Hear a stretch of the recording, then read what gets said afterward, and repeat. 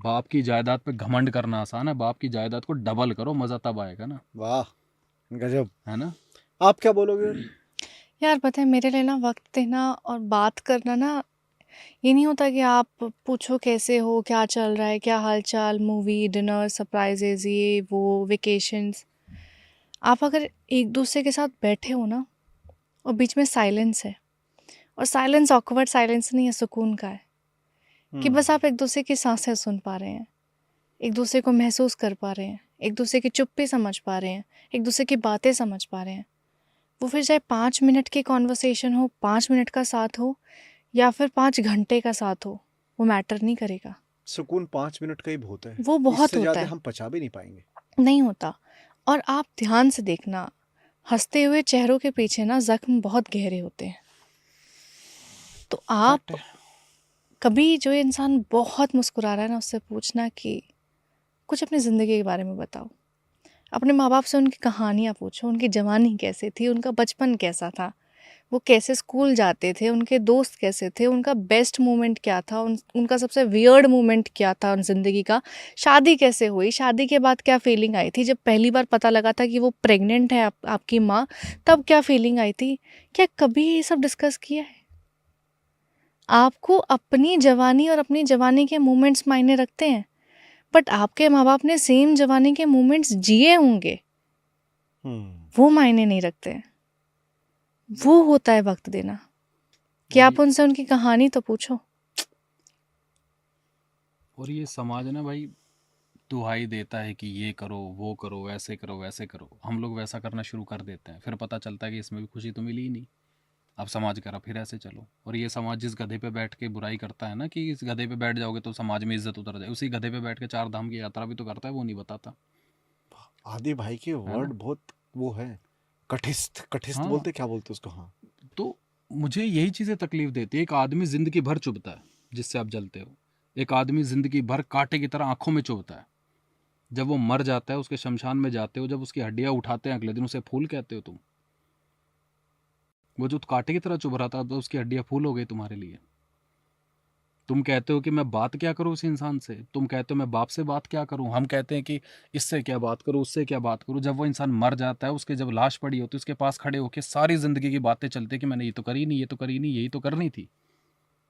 सबसे बढ़िया कम्युनिकेशन पता है कब होता है? जब इंसान चला जाता है। ओहो। एक आदमी सिर्फ सुन रहा है जो है नहीं इस दुनिया में, और एक आदमी बिन बोले बहुत कुछ कह रहा है। ये है कम्युनिकेशन। और पता है हम इंसान ऐसे होता है ना, हम इंसान किसी भी चीज़ की कद्र या किसी रिश्ते की कद्र तब तक नहीं करते जब तक वो हमारी ज़िंदगी से चला ना जाए। और हम हमेशा उस चीज़ की गिनती करते हैं जो हमें मिलता नहीं है। जब वो साथ था तब कद्र कर लेते, क्योंकि हो सकता है कि वो तुम्हारी ज़िंदगी से चला जाए। हमें हमें पता है, हम लोगों ने, हमारी सोसाइटी ने, हम ह्यूमंस ने मौत को छोड़ के हर चीज़ को सच माना हुआ है। पता है हम सबको मरना है, लेकिन हम ऐसे जी रहे हैं जैसे कभी मरेंगे नहीं। ठीक है, और जोड़ने में ऐसे लगे हुए जैसे कभी ख़त्म होगा ही नहीं। क्या ये बात है। है यार। लाखों एकड़ घर वाले जोड़ते हैं, खेत करते हैं, उनके मरते ही सबसे पहले बच्चे उनकी ज़मीन बेच देंगे। जिस ज़मीन को आपने, आपके माँ बाप ने बहुत मेहनत से जोड़ के बनाया होगा, पैसे जोड़ के बनाया होगा, इधर लोन लिया होगा, किसी से उधार लिया होगा, मेहनत की पाई पाई जोड़ के किसी ने एक खेत खरीदा, एक घर खरीदा, एक मकान खरीदा, और उसके इंसान के जाते ही वो प्रॉपर्टी बन जाती है और वो प्रॉपर्टी सेल हो जाती है। उस पर याशी इमोशंस होती है कहाँ गए? इमोशंस कहाँ है? इंसान को कि मैं इस वक्त मरूंगा, तो वो सारी बात करके जाता, वो ये भी बता के जाता कि बेटा उससे इतनी उधारी बाकी है, इससे ये करना है। चलते चलते चला जाता है ना इंसान, तो रह जाता है सब कुछ। तो यही है कि ऊपर वाले ने सब कुछ बढ़िया दिया, मौत की तारीख बतानी चाहिए थी। और पता है इसी पे ना इन्होंने एक बहुत प्यारी कविता लिखी थी। वो ये कि इंसान चला तो जाता है जहाँ से, बस जहन से नहीं जाता। तस्वीर में नज़र आने वाला शख्स अब घर में नज़र नहीं आता। वाह।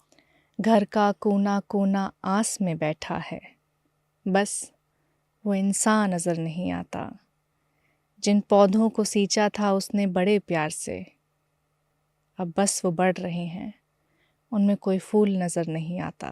ओहो। उफ। यादें दीवारों पर निशान छोड़ जाती है, लाख मिटाने से भी वो निशान नहीं जाता।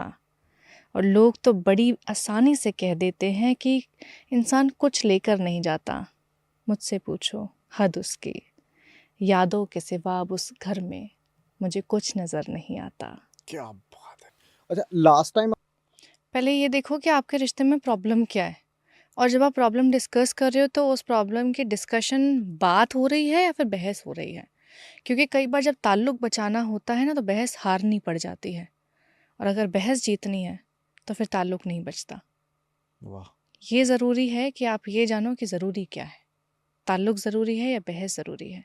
और रिश्ते में अगर हमेशा सिर्फ बहस जीतने की कोशिश की जा रही है किसी भी साइड से या दोनों तरफ से, तो आप उस रिश्ते में उसको स्ट्रेच कर सकते हो। You can not live with that relationship.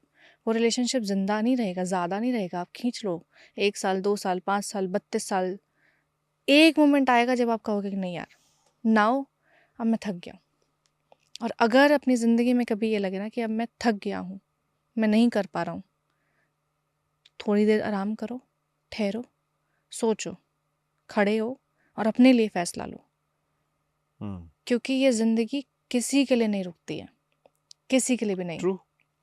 आप देखें कि अगर आप किसी की मौत में जाते हैं, आपके खुद के घर में अगर किसी की मौत होगी ना, तो घर वाले उसको जलाने के बाद आएंगे, 13 दिन 13वीं के करेंगे और उसके बाद अपने काम पे वापस लग जाएंगे। तो ज़िंदगी तो आपके अपनों की भी नहीं रुकी, जो आपके खून के सगे थे। तो जो आपके खून के सगे नहीं हैं, जिनसे सिर्फ आपने बातों और जज्बातों से रिश्ता जोड़ा है, आप उस दुनिया से क्या उम्मीद कर रहे हो? वो आपके लिए रुकेंगे? लोगों को लोग मिल जाते हैं, आपसे बेहतर मिल जाएंगे, आपसे बदतर मिल जाएंगे, लेकिन मिल जाएंगे। तो ये मत समझो कि आप परमानेंट हो, आपका रिप्लेसमेंट है। वाओ। ऐसे मैन आप क्या सोचते हो भाई? मैं हमेशा ये कहता हूँ भाई कि किसी भी रिश्ते में, आप चाहे बॉयफ्रेंड गर्लफ्रेंड हो, चाहे पति पत्नी हो, आपकी ज़िंदगी में ये जो और शब्द होता है ना, इसको जितना हटा के जियोगे उतना अच्छा है। मैक्सिमम कपल में हम ये देखते हैं ना कि फलाने का ये हो गया, उसका ये हो गया, उसने ये और कर लिया, उसने बड़ा घर बना लिया, उसने बड़ी गाड़ी लगा ली, हमारी तो ग्रोथ ही नहीं हो रही, हम तो वहीं अटके हुए हैं। आदमी अपनी कैपेबिलिटी से कर रहा है। हो सकता है उसकी पहले, उस जो सामने वाला आदमी उसके पास पहले से बहुत ज़्यादा हो। एक औरत अगर चाहे तो आदमी को गिरा भी सकती है और चाहे तो उठा भी सकती है। जो लाइन आपने कुछ देर पहले भी बोली थी ना कि एक कामयाब मर्द के पीछे एक औरत का हाथ होता है, नाकामयाब मर्द के पीछे भी औरत का हाथ होता है। ये सुनने में बहुत कम आता है। और ये भी तो हो सकता है कि औरत चुनती कामयाब मर्द हो। तो हाँ, बात तो सही है। तो इसको तो ऐसे बोल सकते हो कि जैसे पुरानी कहावतों में सुनते आ रहे थे कि एक कामयाब आदमी के पीछे एक औरत का हाथ होता है, लेकिन वो हाथ तभी आता है जब वो आदमी आदमी कामयाब कामयाब हो। हो। सच है ये।